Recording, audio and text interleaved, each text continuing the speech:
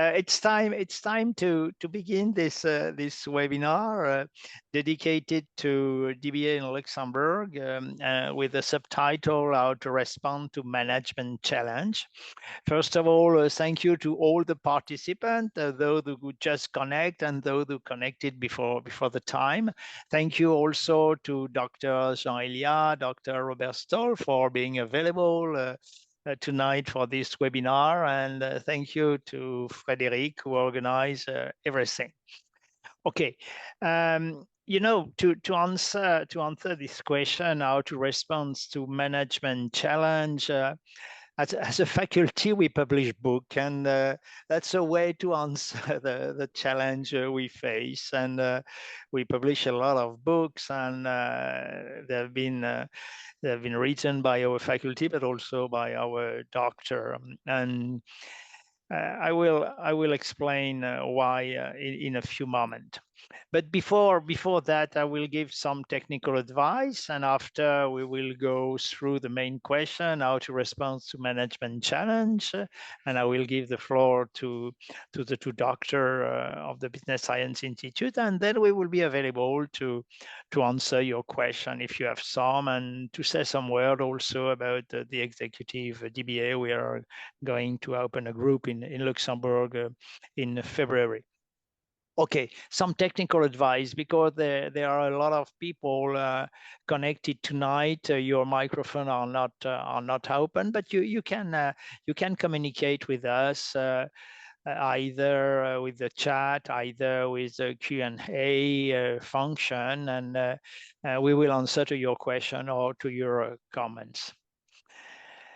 And so I'm Michel Kelika. I am president of the Business Science Institute. Before that, I was a professor in different universities, in the University of Strasbourg, in Paris Dauphine, and my last position was in the University of Lyon, one of our partners. So the question that we put on the slide is how to respond to management challenge. You know, today obviously we face a situation with multiple crises. This crisis, all of us remember the COVID crisis, our sanitary. But since a long time, we face also a climate crisis, more and more important every day. And since 2 years, we have geopolitical crisis in the east part of Europe and also in Middle East. And so it means that the knowledge that we usually teach in our courses, this knowledge are today, maybe they are obsolete, they are not up to date, and there is a need for new knowledge. That's an important issue. And moreover, when we have a look to the situation of the manager in large company, but also in SMEs, the main part of the manager today, they hold a master and MBA, and so there is a kind of banalization of the MBA. The MBA is no more a way to be different, to be distinguished, and that's why we will explain the development of the DBA today. And another point is that when the manager, when they have 15, 20 years of experience or sometime more, there is a kind of search for meaning. You know, they have a lot of question, and they want to step back. There is a need to step back and to think differently about their career, to think differently about their professional life. And for all this reason, we consider that the DBA market will increase in the future. And we just realized for two international organizations, EFMD and EDBAC. EDBAC is the Executive DBA Council. EFMD is a European organization, an international organization dedicated to accreditation of business school. We managed a few months ago a survey. And in this survey, more than 100 dean and president of business school were asked about the future of the DBA market. And that's quite important to one question. I will not present all the survey, but the survey is available. I can send you the result. To the question, in your opinion, in the coming years, the DBA market will grow significantly, grow somewhat, remain stable, or shrink somewhat?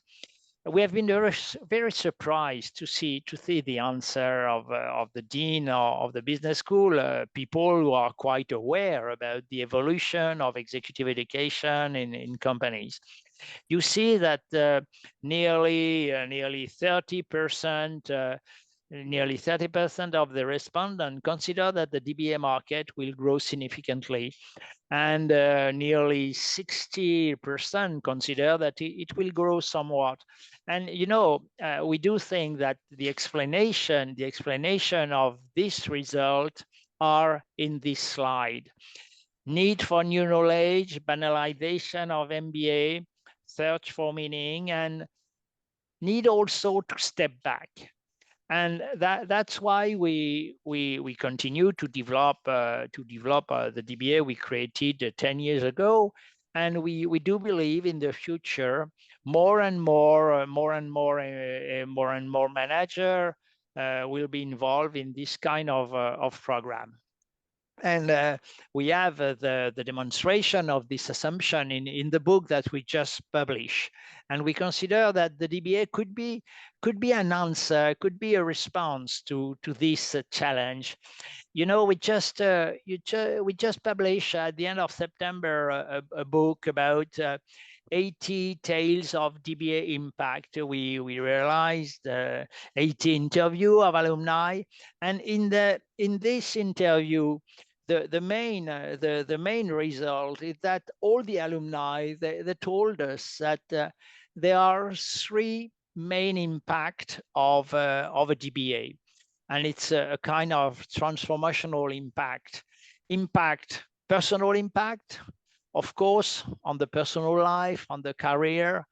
Impact also on companies, because very often the topic of the DBA is related to a topic, an important topic for the company. And for some of them, they mention also societal impact on the society, because the result, when they work on sustainable development issues, the result of their thesis is useful for the community. So that's why we consider that the DBA could be an answer to the challenge that we face. And on that point, I will give the floor now to Dr. Jean-Elia, who will share with us its own experience. Jean? Hello, everyone. Thank you, Professor Kalika, for this opportunity to speak to probable colleagues later, or fellow colleagues in the alumni of the Business Science Institute. I took the angle for this question, how to respond to management challenges. Professor Kalika mentioned the COVID crisis, and I had the opportunity to actually I started my thesis and I did all my interviews before the crisis, before the COVID. When the COVID started in March 2020, I had already finished all the interviews. But and my subject was the leadership of digital transformation, the case of CEOs in the banking industry. So when I was, I wanted to defend my thesis, first of all, in 2020, but I couldn't because I had to manage the crisis at the company I managed. So I postponed it for 1 year in order to have the results finished. And in 2021, when I wanted to defend my thesis, I said, and my thesis supervisors told me that you cannot talk about digital transformation in 2021 without mentioning the COVID crisis, without mentioning this. So I had to think about how to bring up the subject of the crisis. So I had the recommendations, I had the findings that of all my interview, my analysis, my literature review before the crisis. And I said, let me test it with the people I interviewed. I interviewed 21 CEOs of banks in Europe mostly. And so I went back to not to all of them, but to many of them, and I said, let me check if the results that I found before the crisis are still valid. Can I validate these results? So I took the digital transformation results about customer experience, about operational efficiency, about the business model, and I tested them, or I back tested them in financial terms. So for instance, for the customer experience, it was very important to transform and this is one of the definitions, the definition of digital transformation is to transform the way we interact with the customers. And so I said before before the crisis, we had to digitalize the customer experience to create empathy. With the COVID crisis, we had to create more empathy with the client, and the digital transformation was a good tool to do that. The same for the operational efficiency. We had to transform everything, all the operations that we have in order at the banks that I interviewed, that in order to make them more seamless because of the crisis. So clients could not, be satisfied with the customer experience that is half digital, half manual. They wanted the full online experience. The same for leadership. Leadership, my results showed that the leader has to be the owner of digital transformation, has to be a part of it, and not only remain at the strategy or to promote it. With the crisis, the results showed that the leader had to arbitrate resources to embody the change, to be the person that leads to change, and to be present in more involved in the digital transformation strategy and acceleration because of the COVID. So in conclusion, the epilogue I did confirmed that the results I made about digital transformation were still valid, and even more valid because of the crisis. This brings me to the second slide. What has you might be wondering, okay, this is nice, but what has the DBA got to do with all of this?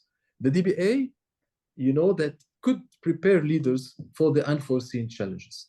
First of all, the flexibility. The flexibility in what sense? The flexibility, it means because of the DBA, or thanks to the DBA, I could do this epilogue. If I was doing a classical thesis, probably it would have been more difficult to go and say, oh, the results are not valid in this context. Let me do again. But here I did it again, but in the form of an epilogue and not in the form of a new thesis.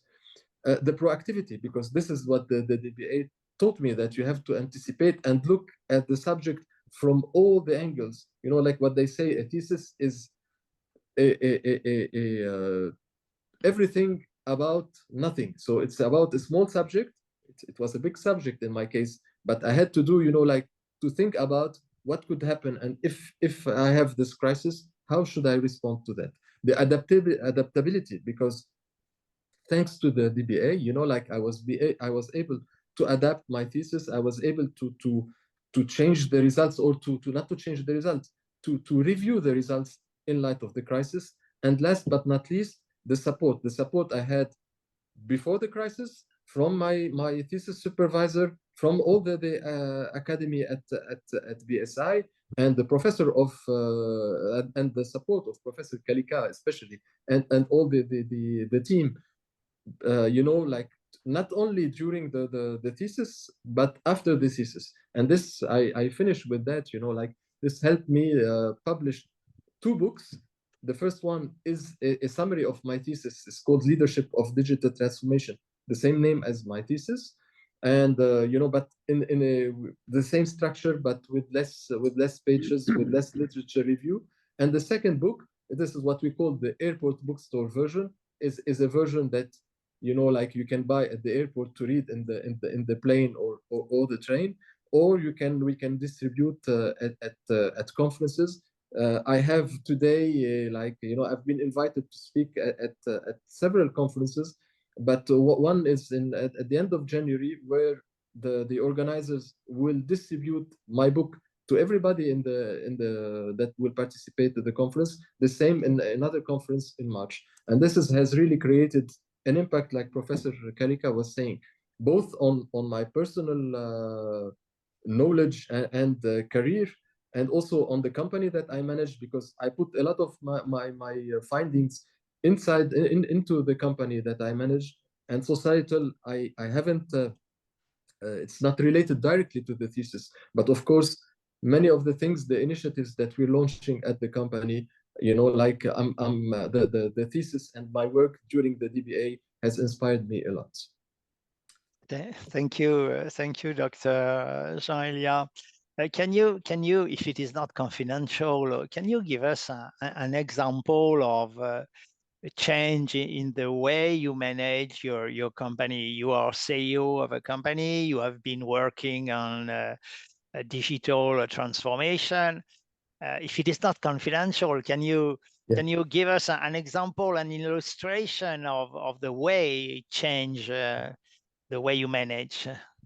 Yeah, I will give you, if you allow me, two examples. One is like when because I say in my thesis and in my books that a CEO needs to put a digital transformation strategy top down, and this is what I did. What I did at the company, I put a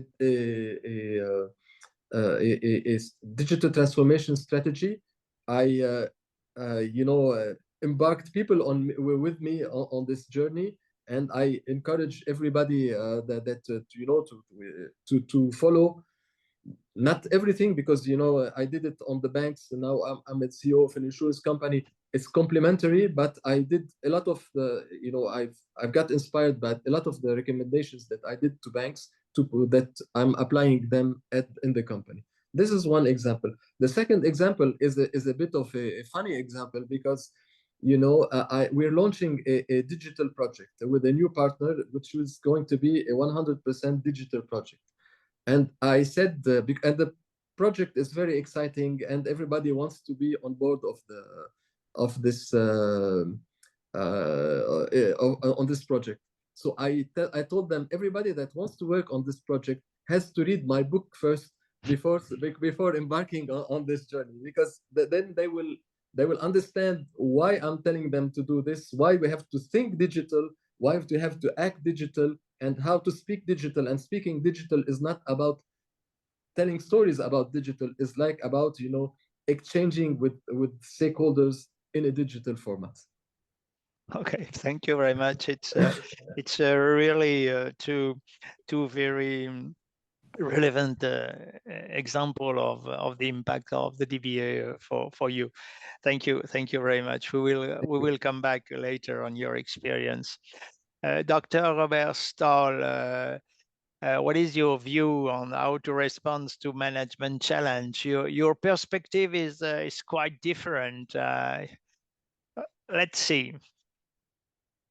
Okay, so yes, I think I've been working on a crisis, but it's been an ongoing crisis, not only for me personally and for my own group of companies, but for lots and lots of other patriarchs emeritus, as I call them.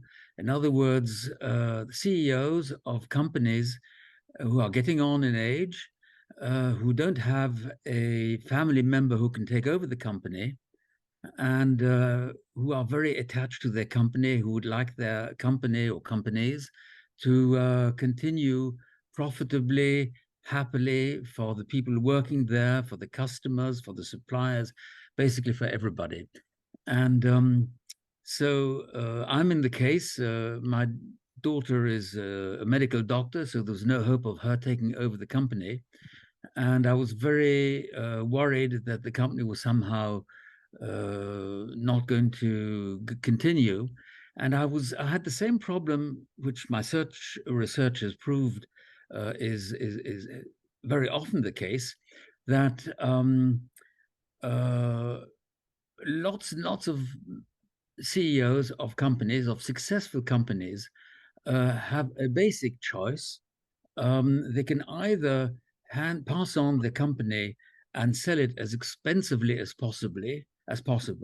This is what I call the hard values, or preferably they will go for soft values. They will try to make sure that the values of their companies, and these, of course, are very personal values, but that these values are going to be continued in the future. So, and again, this is a crisis which has been going on throughout Europe and North America for a very long time. It's nothing new, but no proper positive answer has been found to help CEOs of companies in this situation. So I researched this and I came up with a new paradigm, which I can't explain now in detail. It goes under the name of OBO plus LMBO plus KISS. OBO stands for Owners Buyout, plus LMBO combined with the OBO. LMBO, everybody knows that what that means. It's Leverage Management Buyout. And KISS for Keep It Simple. Stupid. And I constructed this paradigm, and I've partly already put it to use. It seems to be working.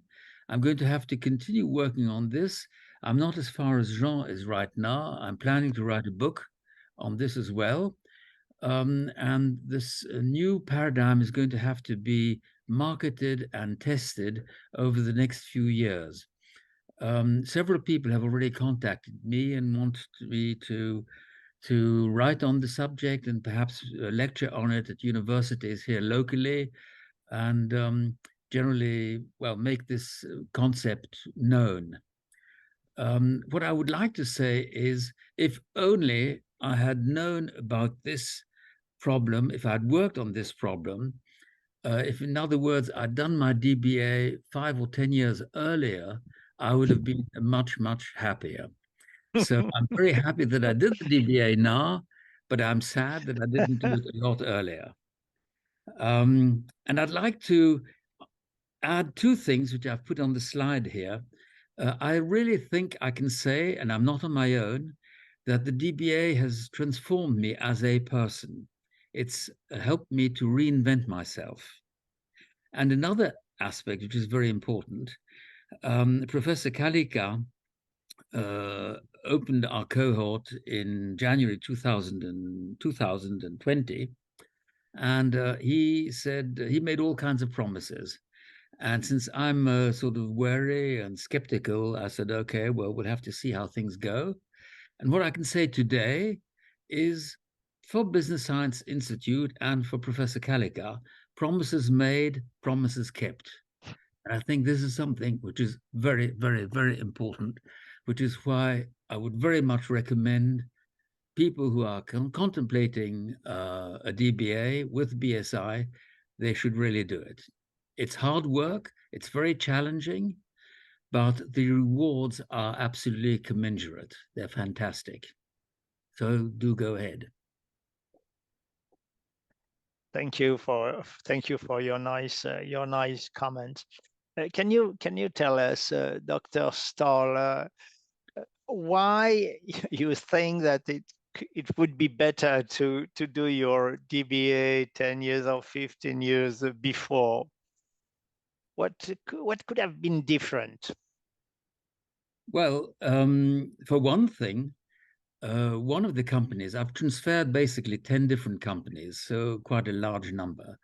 And my DBA theory and the practical aspects have been derived from one of the companies I derived. And I transferred this company with the help of 2 investment funds. And on the one hand, things didn't work out too badly for me personally. So as far as the hard values are concerned, I can't complain. And for the soft values too, except I think investment funds, if I had to do it again, I would do it without investment funds. But at the same time, everybody tells me these days, or everybody certainly in those days told me, that there's no way you can get around investment funds if you don't just want to sell to a competitor. Why is this? The explanation is really quite simple. If you want to transfer the company to your intrapreneurs, which is what I did and which I would very much recommend to other CEOs of SMEs, if you want to transfer it to your intrapreneurs, in other words, your own loyal top management, They generally don't have any cash to buy a company which is quite valuable. It's a successful company, so it obviously is valuable. And if you want to have some kind of reward for working your entire life, you would like to have a financial reward as well. Perhaps you're prepared to get less money if the values can be preserved, but you still want to have some money. And this is where the investment funds come in. But I think this is something which is very debatable. And I think the model that I've come up with, this paradigm, OBO plus LMBO plus KISS, is a way of getting around the problem. In other words, getting your entrepreneurs to take over the company, at least partly, and but to do it without investment funds getting in, because investment funds have all kinds of problems. I think I can explain them now, but that will take me probably too long. Okay, thank you very much, Dr. Oberstall, for this explanation. Maybe before the question, if we have some on the chat, I see on the photo is you and your thesis supervisor, right? Yes, correct. Yes, Professor Gajewski in the University of Lyon. And Yes. for you, Dr. Jean-Elia, who was your supervisor? It was Professor Maurice Thévenet, who's a professor at ESSEC Business School. Yeah. Yeah. A well-known professor. He Yes. wrote a lot of book on leadership issue. Okay, so thank you very much for your testimonies. We are going now to move to the presentation, some presentation about the DBA and the Business Science Institute. Maybe we can answer the question that are on the chat. It's a question for both of you. How long have been the process of your thesis? For me, it was 5 years instead of 3. I took 5 years. Okay. But okay. you know, and this where you have to, you know, you can do it in more than 3 years. The ideal is 3 years, but you can do it in more than 3 years. And it shouldn't take long, usually that long. But with my job, it was difficult to find the necessary time to dedicate to the thesis. Mhm. But I'm happy I stayed, and my Professor Kalika and my thesis supervisor, they encouraged me a lot to keep going and not to abandon the project. Yeah. Yeah, it's a it's a difficulty. It's really a challenge to manage at the same time the management of company, responsibilities in companies, and a thesis project. But you did it. It was manageable. Yes, of course. Yeah, it is manageable. Okay, Dr. Oberstall, how long was the process of your thesis? I was at it for 3 years and 2/3. For quite a long time. I think I think with hindsight, I possibly spent too much time on the actual research. In fact, you, Professor Kalika, warned me that at one stage, one reaches what you call saturation. And with hindsight, I reached the saturation and continued to research a little bit too long. So I think I could have done it in probably 3 years, but I didn't. Okay. Okay. What about the choice of your supervisor? Dr. Oberstall, how did you identify your supervisor? Well, Professor Gajewski was one of the professors who gave us a 3-day course. Okay. We have to, yeah, we got prepared with a whole bunch of seminars, and Jean-François Gajewski was one of the professors, and we somehow hit it off. I think he's a finance man, and I'm a finance man, basically. Although, in fact, my thesis took a different line from what I had initially thought. I thought it would be a very technical thesis, and then various other professors during these seminars said, look here, you've had such a long experience. It would be very interesting to reflect on these experiences of yours and not go into too much theory, too much technical aspects, too many technical aspects. So I tried to mix the two. Okay, that's why you talk about autoethnography, because as far as I know, and I remember quite well your thesis. It's not the thesis on finance.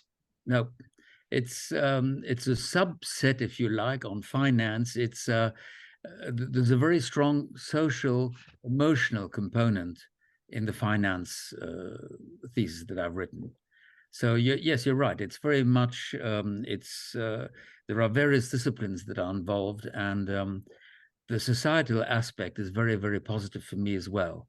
So in fact, I'm very pleased that I was advised by various professors to not stick to the purely theoretical aspect, but to put in the human aspect as well, which is a very strong component, once more, in my case.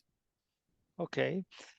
And Dr. Jean-Elia, for you, how? Yes, it was the same. You know, he gave us a lecture for 2 or 3 days about human resources management, and I saw that he specialized in leadership, and we hit it off the same like with Robert, and this is supervisor. Okay. Okay, it's an opportunity for me to tell some word about the Business Science Institute. It's a non-for-profit organization established 10 years ago in Luxembourg. But what is important is that an international academic network organization with professors from different university, large business school, well known in the world. We focus only on the DBA for executive manager. The average age is 45, 46. I will not ask the age of Jean-Elia and Dr. Robert Stoll. The average is 45. Okay, we are one of the 12 AMBA accredited DBA in the world since December 2020. And recently, we are an IRAFPA certified responsible doctoral school. And we are very proud about that because we think that for thesis, it's very important to be certified in terms of responsibility and academic integrity. We have a strong partnership with the University of Lyon, which deliver a double degree. And we have also for one group in sustainable innovation management, a partnership with ICN Business School, which is located in Nancy, not far from Luxembourg. And one of our characteristics is to publish books. We publish more than 55 books, paper version and online version. Books published by our faculty and also by our doctor, as Dr. Jean-Elia demonstrated before. We consider that the DBA is more than a degree. It's an opportunity to create knowledge and to create impact. And our program is quite affordable because we are a non-for-profit organization. It's a unique program delivered in French and English, in German, and very soon in Spanish, face-to-face and also online, available in 11 countries. Today we have roughly 235 doctoral students. All of them are manager and they come from more than 50 different nationalities. And 167 DBA theses have been defended in front of international jury. So it demonstrates that the system works. For us, what is important is not the registration of the students. What is important is the defense of the students. What is important for us is not the beginning of the process, it is the output, the result of the process. And we have a very responsive support team, and our faculty are also very responsive. And all these people, the faculty, the doctoral student, the alumni, they meet once a year during 1 week, and it was recently the case in Luxembourg. Our faculty is an outstanding faculty. We had 2 examples in the University of Lyon and in ESSEC, a business school. We have more than 150 faculty members. It means that we are able to find a supervisor, whatever the topic of your thesis. All our professors they publish internationally in different fields of management, and moreover, they are happy. They are voluntary to work with manager on such topic, which are challenge for the management. The program is organized. The program will begin in Luxembourg in February 2024, and it's organized in 3 main steps. The first step, it's devoted to 5 3-day seminars to identify your thesis supervisor, to transfer the main knowledge, important knowledge to prepare a thesis. And then the second step is mainly on data collection and also reading of paper, article, and books. And the third step is mainly dedicated to the preparation of the defense. As I said before, we have a partnership, and at the end of the process, the students receive our degree and the degree of the University of Lyon, which is a degree from the university, signed by the president of the university. I forgot to tell that at the end of the first year, you receive a certificate of research in business administration, which consists in your presentation of your thesis topic. We focus on impact, and we consider that DBA is more than a degree. And the testimonies of Dr. Elia and Dr. Stoll clearly demonstrated that. And we have here on this slide some example. That's why we organize every year a prize, a DBA Managerial Impact Prize, for the thesis who created the more important impact. And some of our doctoral students, they receive award in international academic association. To be candidate to formal condition, MBA or equivalent, or a minimum of 5 years of a managerial experience, but generally the applicant, they have more than 5 years. And to know if you have the profile to apply, you just send your CV to cv@business-science-institute.com, and you will receive very rapidly an answer. That's the story about the program that we will be happy to open to the group. We will be happy to open in Luxembourg. It will be in English. But all our professors, they speak English, they speak French, and you can write your thesis in the language that you are used to. That's the point. Now maybe we can answer to the question. We have some question. Let me the time to. Okay. Yes, there is a question about DBA topic and sustainability issue. Yes, maybe you have seen that in my background, we just published a book on the research on sustainability. More than 50% of our doctoral students selected the subject topics of thesis in relation with 17 sustainable development goals from United Nations. So to the participant who asked me if it is possible to relate the DBA topics to sustainable issue in the field of green marketing and CSR, obviously, the answer is yes. Moreover, we just published, as I said before, a book in French and in English on the research on sustainability. And in this book, you have testimonies from doctors, our alumni, testimonies from doctoral students working on sustainable development topic, and also of our faculty. So it will help you to go ahead on that topic. I must say also that the first year is dedicated to improve the relevance of your topic. And of course, I didn't mention that before, but all the professors are always available to answer all the questions that you could have. Even if we are a large institution internationally with more than 230 doctoral students, we are always available to answer. And even if you want to have a contact or a call, a Zoom before your application, you can just ask. You have my email here and the contact email of Business Science Institute, and you will be surprised to have an answer.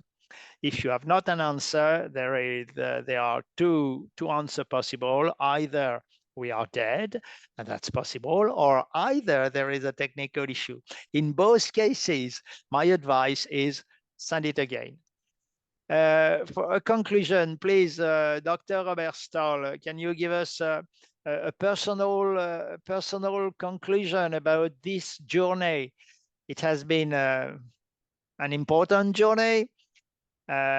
What is your conclusion? What has been the support of your family? What has been how it has been useful for you?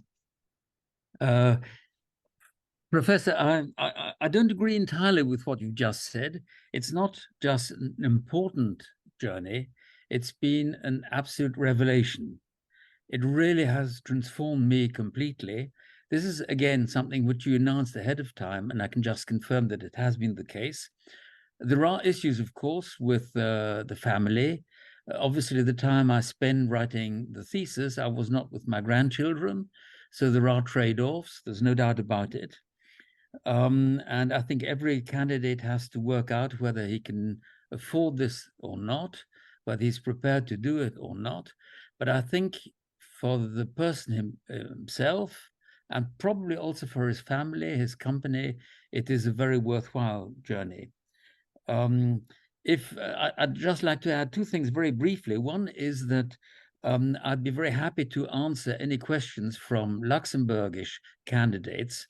I think the best way would be for them to go through the contact business@businessscienceinstitute.com, and I'd be very happy to talk to them or meet them, have a cup of coffee or whatever.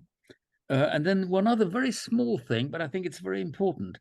I often ask myself why these professors, who are all high-powered professors, the guys who are looking after us, what is in it for them? And I wondered about this quite often. And I then asked them on a number of occasions, what's in it for you? And they invariably said it's a two-way process. It is not like at an MBA level where the professor is talking top down to the candidates. No, it goes in both directions. And I think it's a kind of partnership. Obviously, the professor has a lot of experience and a lot of knowledge, which the candidate doesn't have. But there is a certain degree of cross-fertilization that occurs also towards the professor. And I think this is an important thing. That's, I think, one of the reasons why the professors are inevitably, all of them, so motivated to help us. There is something in it for them as well. And it shows. It really, it's a very pleasurable experience for us to work with these professors. Thank you. Thank you, Dr. Stahl. Dr. Jean-Elias, a last word.